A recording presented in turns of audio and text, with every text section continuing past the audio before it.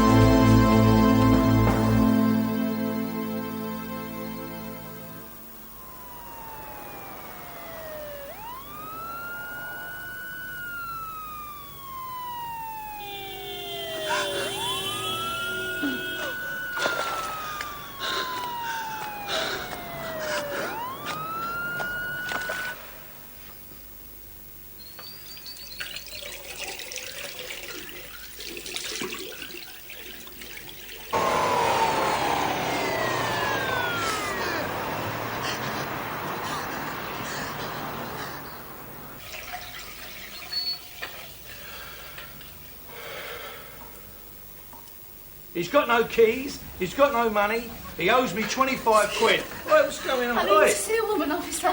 This push. Not here. Not here. He picked up a pair of scissors off the bedside table and he held them at my throat. Then he put them down again and grabbed both my wrists, and he said if I didn't lie still he'd break my arm. Did you say anything to him? I just kept saying, stop. I said, if you do this, I'm going to go straight to the police. What's that going to do to your precious career? That's all he ever thinks about is his job. What does he do? He works in a solicitor's office. Do you know where we can find him, Liz? I expect he's still there. Where? At the flat. Our flat. We live together, you see, but things haven't been very good for quite a long time. I wanted rid of him. I wanted him out. You haven't told me his name. John Omokhoje.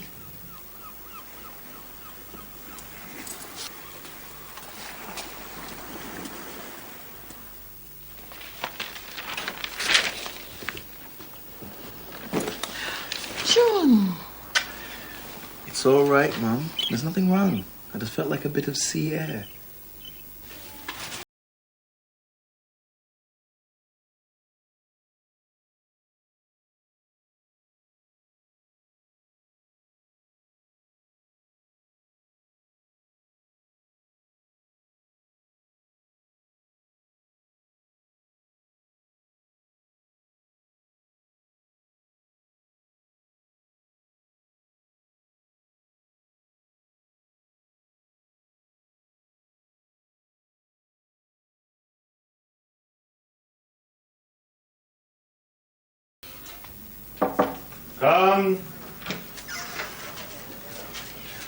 My fax on the Burnham case you've been waiting for, Mr. Neal. Thanks, John. Take a seat, will you?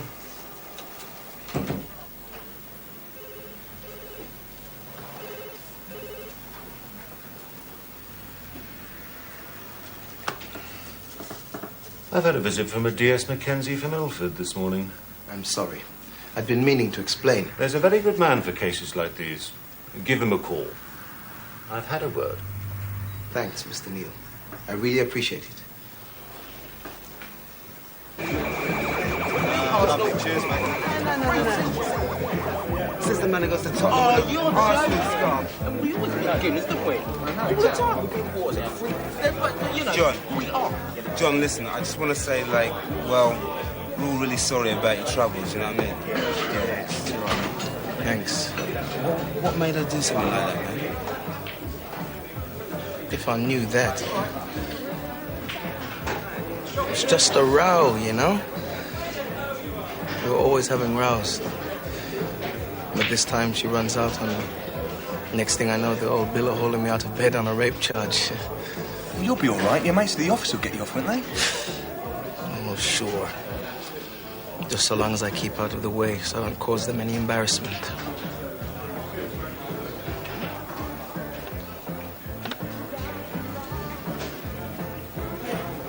Dear Liz, I thought we still loved each other, but you seem to have gone crazy. I only made bail by the skin of my teeth, and it looks like I'm going to lose my job. Why do you have to ruin my life just as you see that everything's going all right for me? I'm sorry it has to end like this, but now I'm going for good, and I hope you don't do this to anyone else. I love you, and I'll see you in heaven. Johnny.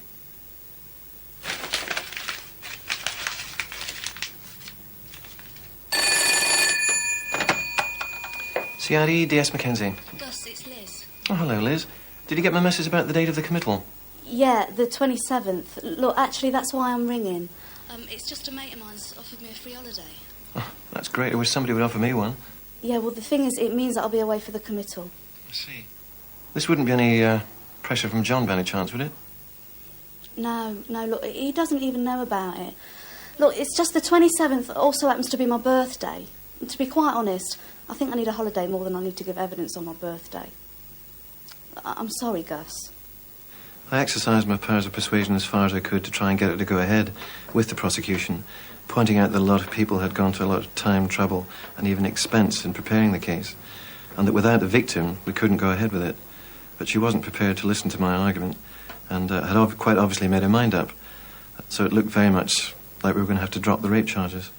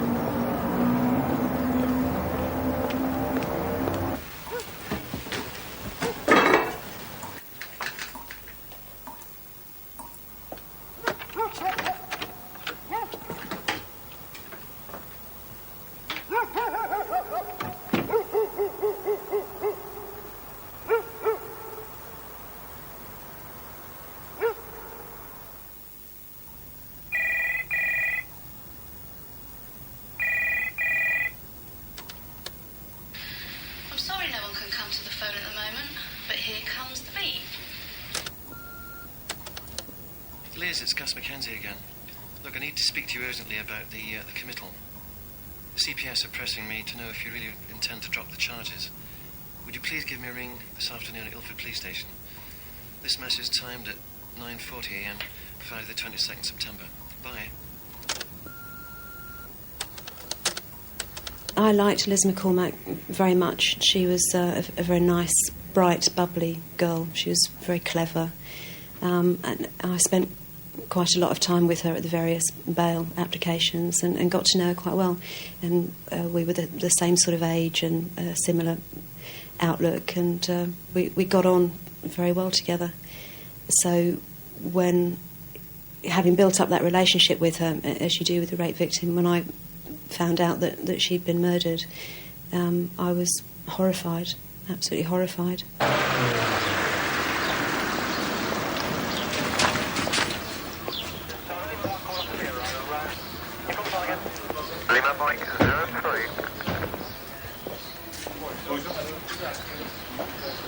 This was an absolutely horrendous murder. The body was at the top of the stairs, and during my 30-odd years policing, I think these were perhaps some of the worst injuries I've ever seen. Gus and Kim have been working on the rape inquiry, so Gus, perhaps you can give us a little bit of background on this. About 3 months ago, Liz McCormack accused her ex-boyfriend, John Omokhoje, of raping her. We opposed bail, but nevertheless he was granted it to his parents' home in Eastbourne. I think it's pretty obvious he's got to be a prime suspect for this, Governor. OK, fine. So, Tony, I want you and Gus to get off to Eastbourne right away. Get hold of Omokhoje. Let's see what he has to say. In Ilford, the slow process of assessing the evidence began at the flat the couple had shared at 38 Balfour Road. An Evening Standard in Liz's briefcase was dated Tuesday the 19th of September. That was the day she'd phoned the police station asking to drop the rape charges, and it was almost certainly that same night that she was murdered.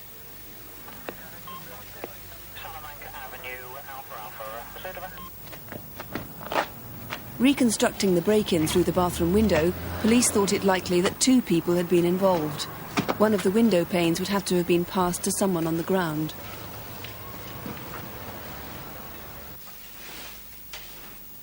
There was footprints in blood from the landing to the front room window, which clearly indicated someone had crossed the carpet to the window, perhaps to indicate to an accomplice that they wanted to move the body. I was asked to determine, if I could, what make of shoe is responsible for the marks. The marks itself consisted of circles and a bar pattern. I compared these with reference marks held in the laboratory, and I was able to say that soles of this type were fitted to a number of shoes, including models made by Adidas. John Omokhoje had been granted bail pending the rape committal proceedings. One of the conditions was that he stayed in Eastbourne with his parents and kept well away from Ilford and Liz.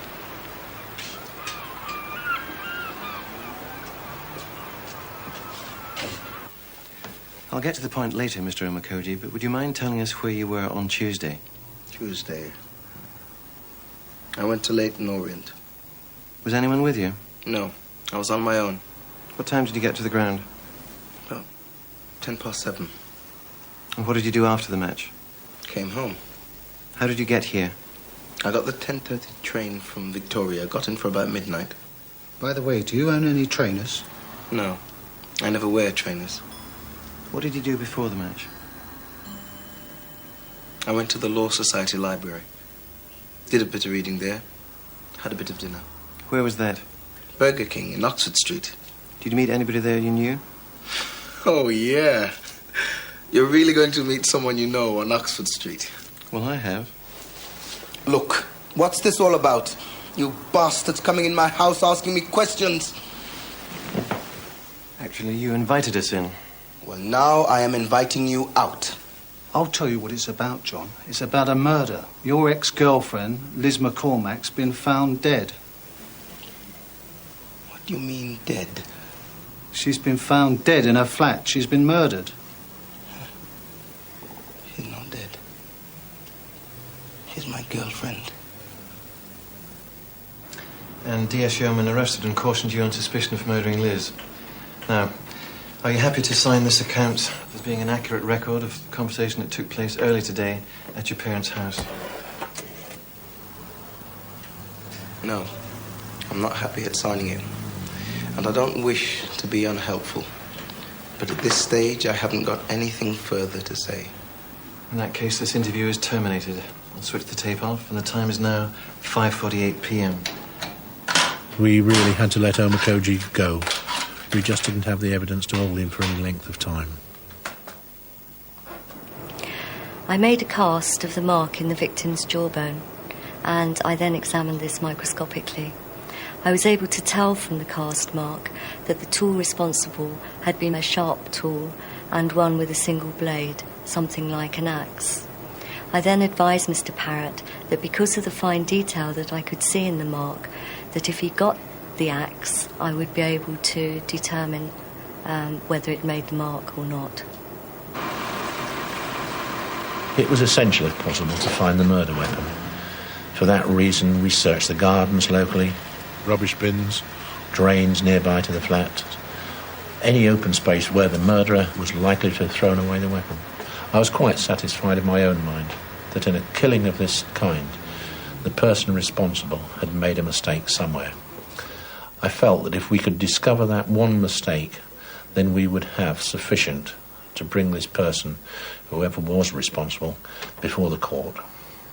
We actually searched the entire railway embankment between Ilford and Stratford stations. We thought it was just a possibility that it may have been thrown out of a passing train. But unfortunately, we found nothing which took us any further. So, much seemed to depend on Omokhoje's alibi, that he'd been at the football match at Leyton Orient and before that at the Law Society Library. The librarian thought he might have been there on Tuesday the 19th. You sure? I can't be 100% sure. An awful lot of people coming and going every day. How about him? Nah, I don't like him. How many more tapes we got? There are half dozen of them. Blimey, could be all night at this rate. That'd teach me to upset the governor. I felt personally that on the night of the murder, Omokhoje had not travelled back to Eastbourne. I felt he would have been distressed, he would probably have been heavily bloodstained, and I felt that somewhere, perhaps not too far away from the scene, he had a bolt hole. We undertook to visit local boarding houses and small hotels in the hope that we would discover where Omokhoje had gone on the night of the killing. No, I'm sorry, we didn't. You didn't? OK, thanks for your help anyway. It's very kind of you. Thank you.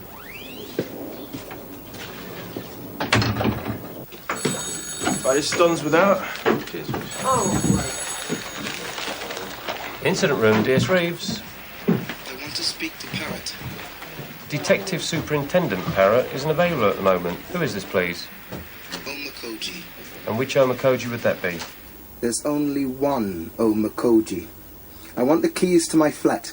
You've got no right to keep them any longer. Of course, Mr. Omokhoje, but do you realise it's still in a real mess from the murder? Don't patronise me. I'll be at the front desk in 10 minutes. I expect my keys to be there for me to pick up. Jim, Rich, that was Omokhoje. He's going back to the flat. I don't know what he's up to, but he's up to something. Grab your civvy jackets, get down to Balfour Road and sit up on the flat. I'll update you on the radio. Taff, he's going to need his keys. He'll be at the front counter in less than 10 minutes. Can you be there and restore his keys to him? Sure. Yes, it's DS Reeves in the incident room. Have we got any plainclothes officers working night duty tonight? Seems to be making himself at home, Sarge. Moving around, turning all the lights on and off. Do you think he's going to make a move? Nah. I say he's settling down for the night.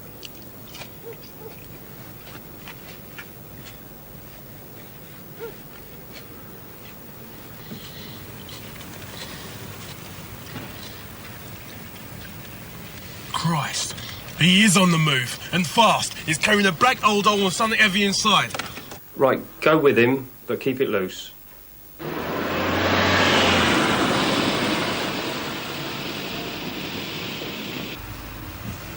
Heading for the junction with Moreland Road, and he's not hanging about.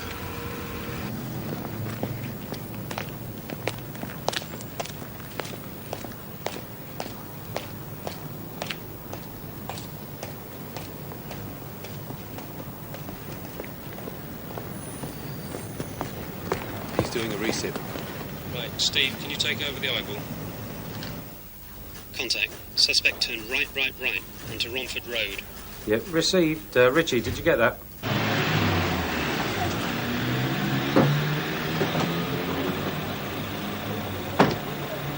I've got him. I'm out on foot. Are you old Bill? Get real. Look at my face. I've had enough of this. I think he's caught me. Sarge, you're never going to believe this, but Omokhoje's at the front counter. He's complaining we're harassing him. Thanks, Ian. I won't stand for it. It's intimidation. I know my rights, and you are way out of line. Way out of line. That's fine. I'll make a note of your complaint and I'll pass it on. You do that, and you can expect a call from my solicitor.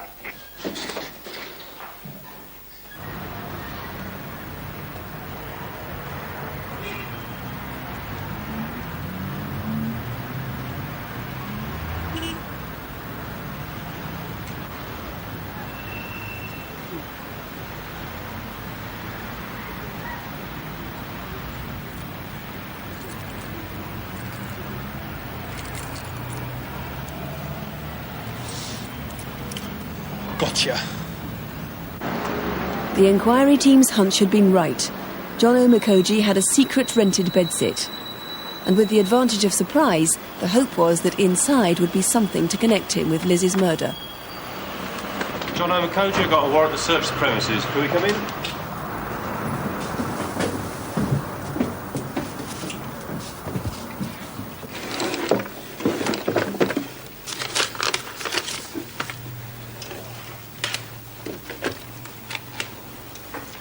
Is this yours? Yes.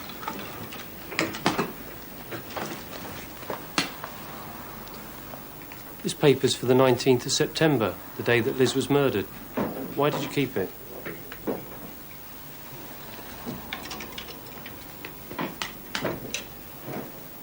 Yeah, how about this? Is that blood? No, it's dirt.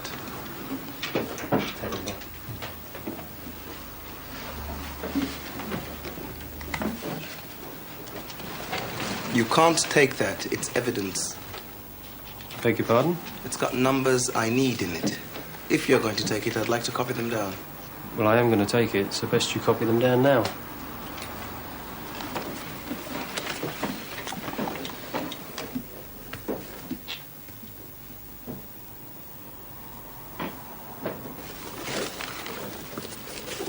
How about these, Paul? Well done, take them.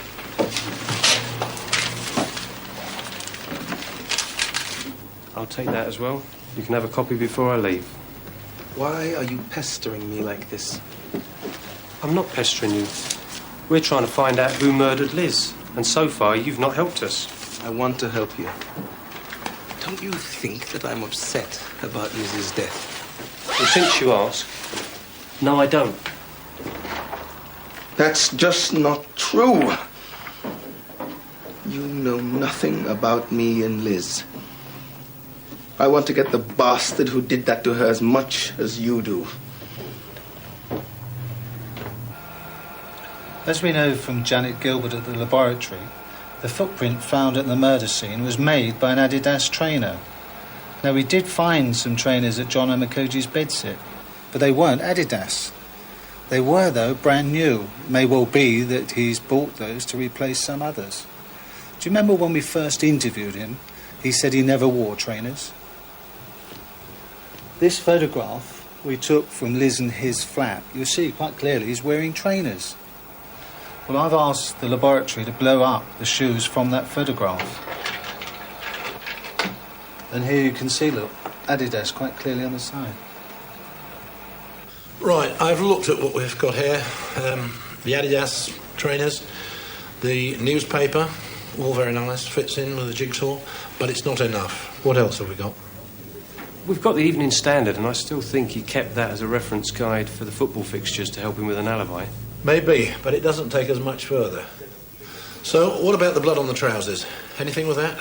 The good news is we were right, it was human blood, but the bad news is it's John Omokhoje's own. So we've got another setback. Where do we go from here? Well, there is the list of his closest friends which he wrote for us when we were searching the bedsit. All right, let's make that the main thrust of the inquiry now. OK, go. I'll do that.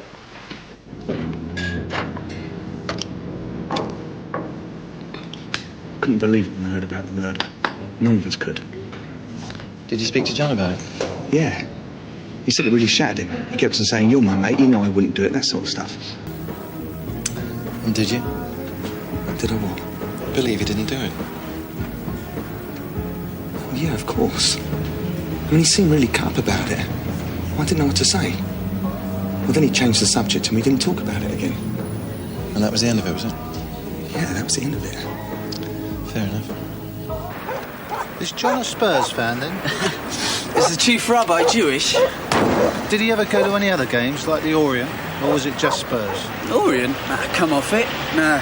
John's a loyal man. He'd never go to Orient in a million years. Really? Thanks very much.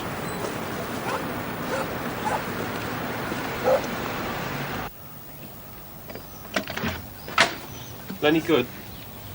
Yeah? Who's asking? Yes, Reeves. Can I have a word with you? Lenny, I did tell you I never want to see the police on my doorstep again. All right, I'll talk to you. But round the corner, yeah? It's all right, Mum. Wrong house.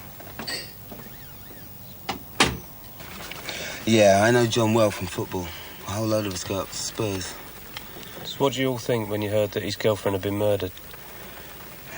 I didn't know what to think. Well, John never mentioned it, so we all just kept quiet about it. And that was it. So you know nothing about nothing, is that right? Yeah, that's right. I don't believe you. Look, John's really paranoid about you guys.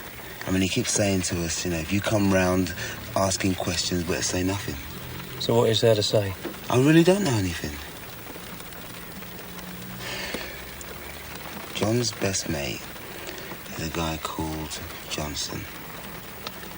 You should speak to him. I checked our records and I found that Mark Johnson was actually known to us as a petty criminal, and by a stroke of good luck he was due to appear at Newham East Magistrates Court the next morning for theft of a gyro. Mark Johnson? Yeah? I'm Detective Sergeant Reeves. This is Detective Sergeant Mackenzie. Morning. We're investigating the murder of Elizabeth McCormack. Were you expecting a visit?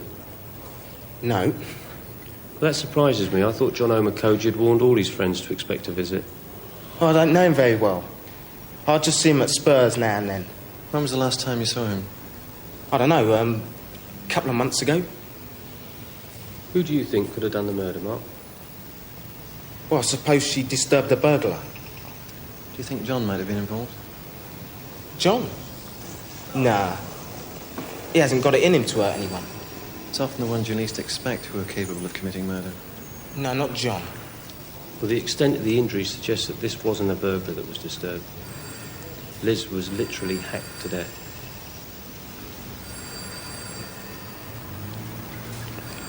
I just don't think John would do something like that. John doesn't drive, does he? No.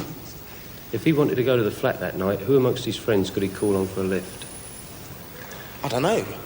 Because it is possible that someone drove him there and they didn't expect John to do what he did. Now, they might talk to us if they realise they're not guilty of murder. Well, if I have anyone, I'll be in touch. Good.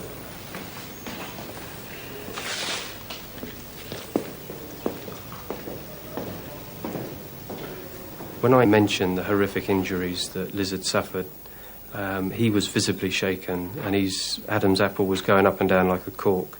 And I felt then that if he wasn't involved himself, he certainly knew more about the murder than he was telling us. Making my life a misery isn't enough for you now, is that it? I'm sorry. You have to give hassle to my friends as well. Hassle? Lay off them. Understand? And lay off me. Because I'm telling you, I am not some jumped-up little nobody you can push around in a cell and no one's any the wiser. I don't think anyone's ever suggested that for one Look, moment. I know the law. It's my business. And I'm warning you, Parrot. You put one foot wrong with me and I'll make sure you never forget it. My job's solving murders. And I'm going to solve this one.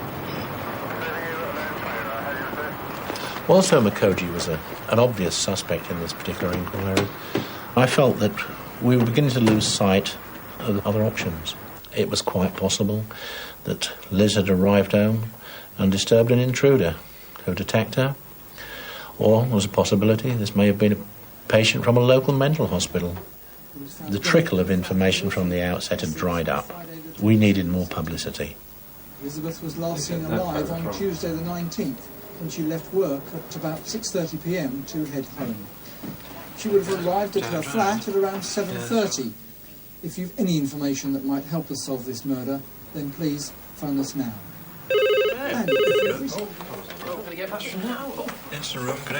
The Crimewatch programme itself produced no new lines of inquiry, but the publicity surrounding the case did.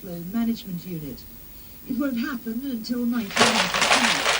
At least then it will give them to frantic conversations across Europe as controllers try to find routes and timings for their planes. Space in the skies will increase. What space there is will be used to its best advantage. At the moment, Europe program unit. What are you looking at? Tuesday the 19th. That's the night you went out with John. just about when we were at the lowest point of the inquiry, we got the lucky break which we'd been seeking for so long. Mark Johnson's wife, Debbie, contacted police and told us that she was prepared to talk to police officers.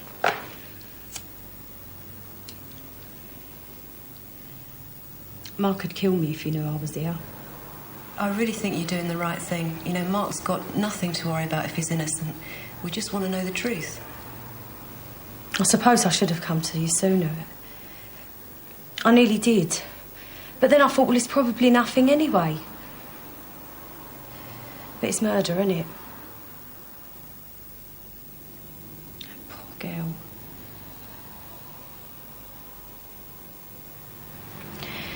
I'd never heard of John. But then suddenly he's ringing up all the time asking for Mark. No problem. I'm on my way. See ya.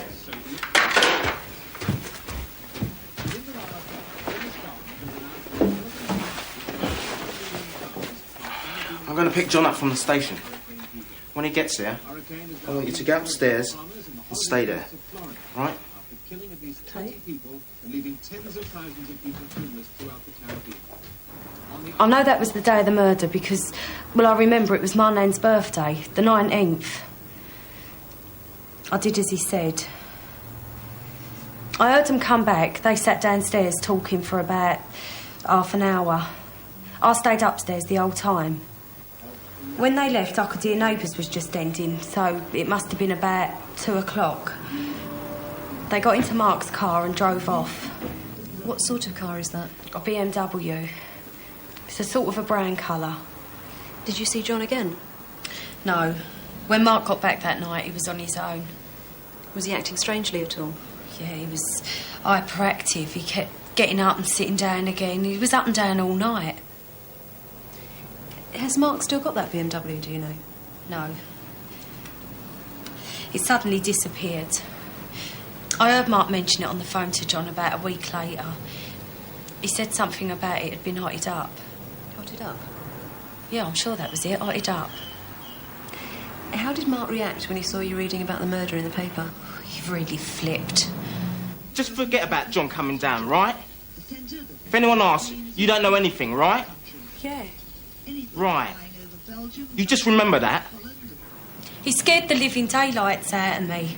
It's all right, Debbie. Look, do you want to stop and have a cup of tea?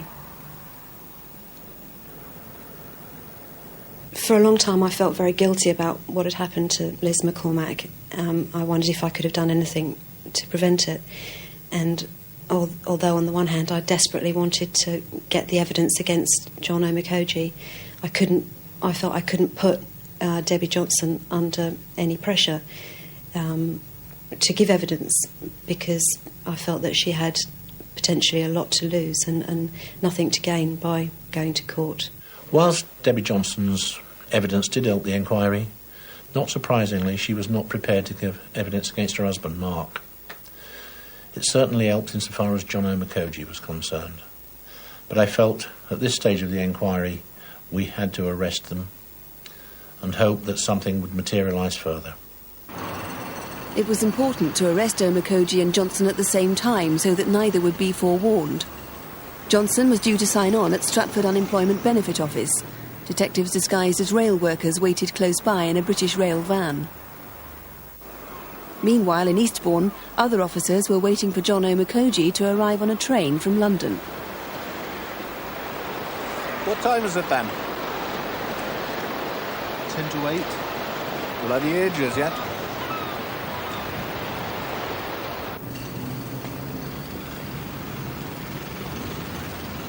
He's here.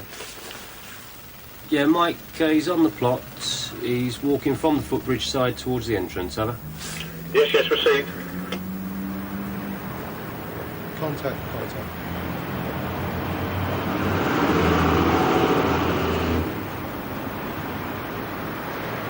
And he's in.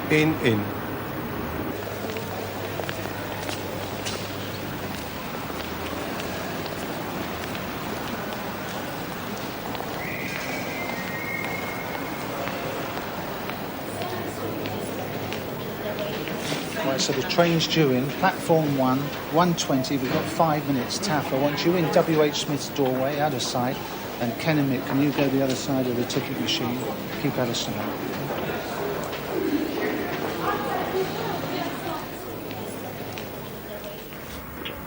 It's coming out now. OK, let's do it.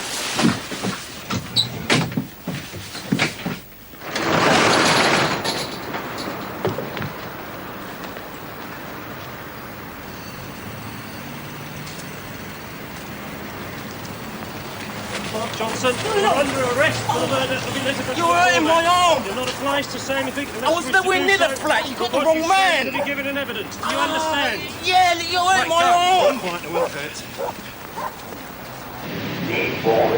This is Eastbourne. All trains meaning 8:30 nearest to the ticket barrier at platform 2. All trains meaning 8:30 nearest to the ticket barrier at platform 2. John Omokhoje, you know who we are. You're under arrest for the murder of Liz McCormack. Now, you don't have to say anything unless you wish, but what you say may be given in evidence. Do you understand that? Yeah. How can you arrest someone for murder when they weren't even there?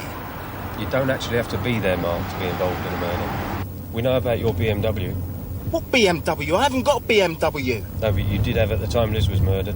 Yeah, but I sold it for scrap. Who to? Some bloke in a pub. John from Bow. Yeah, what about my van?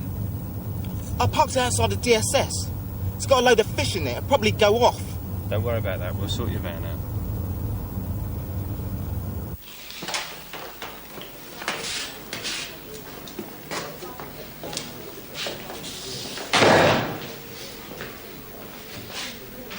Sarge, this is John Omokhoje. He was arrested earlier today in Eastbourne for the murder of Liz McCormack on the 19th of September last year.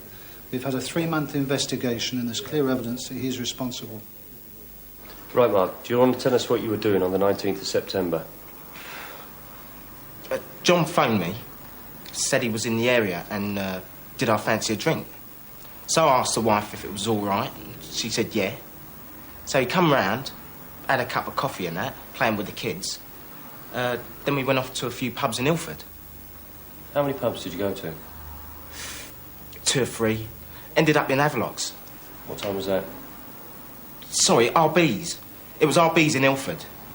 Must have been about 3 o'clock. Did you see anyone there you know? Lenny. Is that Lenny Good? Yeah, good, Lenny Good. I said to John that I was going and that. We're going round my mum's to have a bit of dinner. So I went off, and that was the last I see of him.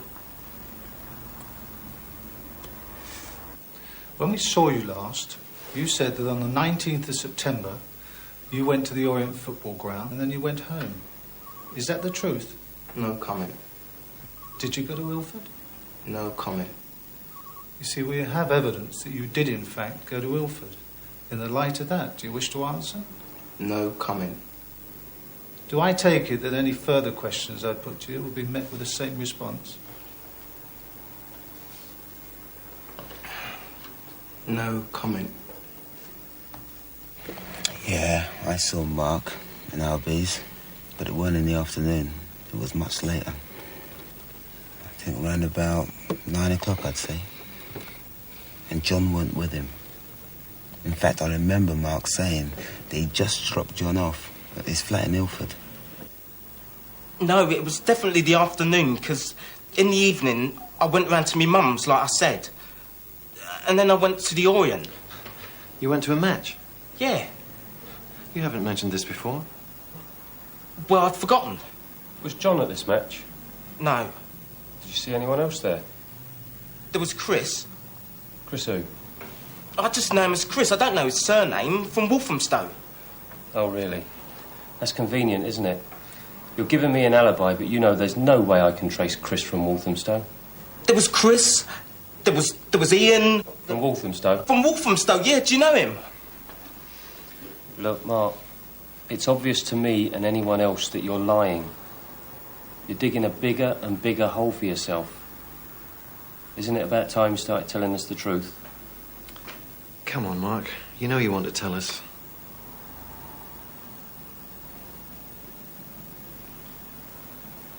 Can you stop the interview?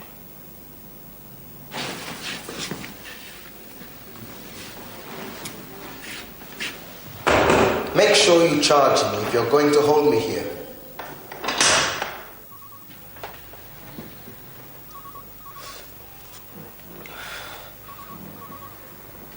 The truth is, John said, can you do me a favour? Can you take me to the flat in Ilford? I knew he wasn't supposed to go there because of the rape. So I said, I don't need this. I don't need no trouble now. But he kept putting pressure on me, you know? So what did you do? I said I'd take him. I'd never been to John's flat before, so I said he'd have to direct me. We must have drove for about 10 minutes, I guess. When we got to the road where the flat was, he jumped out. He said, I'll see you at the football on Saturday. And walked off. I spun the car around and went home. You didn't help him break into the flat? No. You didn't? No, I swear. You see, Mark, we've got reason to believe that 2 people were involved in breaking into that flat. But that doesn't mean that 2 people were involved in the murder. I'm telling you everything that happened. I just dropped him off. I never went into the flat. You're trying to involve me in something I didn't do. So you just dropped him off? Yeah. On the night of the murder? Yeah, but I didn't know that.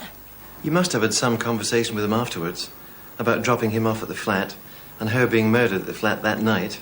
Yeah, I did. He just said he waited for her. And when she didn't come home, he left. Did you believe him? Well, I don't know. I mean, he never said, you know, like I did it or anything. You think you did it? You do, don't you?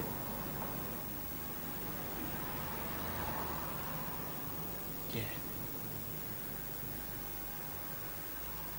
When we finished interviewing Mark Johnson, we were obviously pleased with the evidence that we had gleaned, but we felt that there was more that he could have said.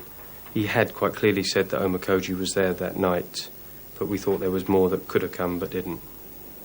John Omokhoje and Mark Johnson, you're both charged that on the 19th of September 1989, at 38 Balfour Road, Ilford, Essex, you did murder Elizabeth McCormack. That's contrary to common law. In answer to the charge, do you wish to say anything? You do not have to say anything unless you wish to do so, but whatever you say may be given in evidence. No reply at 1:17 a.m.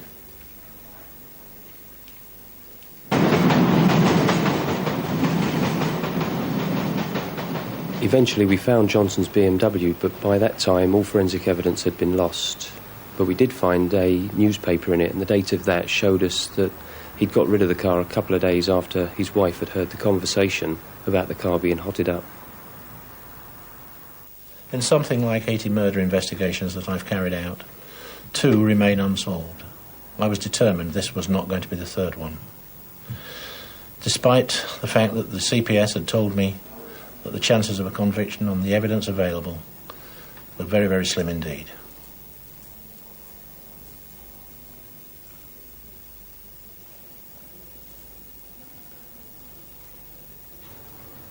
No.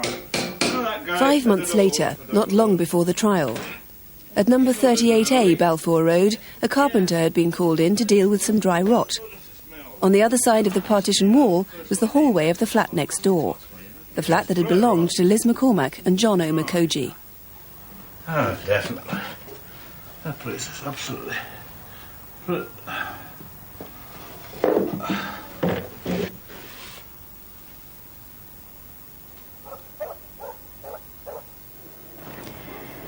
I made test marks with the axe in a plastic-type material and then took casts of these marks. The test marks were then compared with the original casts that I'd taken from the victim's jawbone. This was done using a comparison microscope, and I was very relieved when I found that they matched exactly. I told the police that, in my opinion, this was the axe which had made the mark in Elizabeth McCormack's jawbone. This was the one piece of evidence which we'd been seeking since day one of the inquiry. Everything had gone for John Omokhoje, Nothing had gone our way. This was one piece of evidence I felt that he was never going to be able to explain away. The one piece of evidence which we hoped would convict him at the Old Bailey in due course.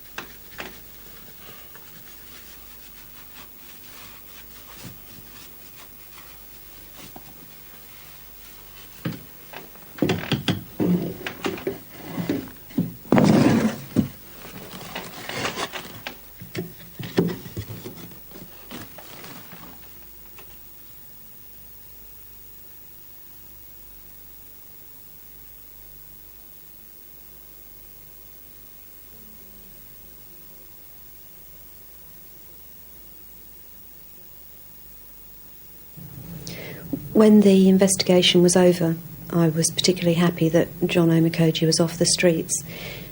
I was happy for the family that there'd been a conclusion to the investigation, but I couldn't forget the tragedy of the fact that Omokhoje didn't know that Liz wasn't going to give evidence against him for the rape. If he'd waited 2 more days, he would have had no need to kill her.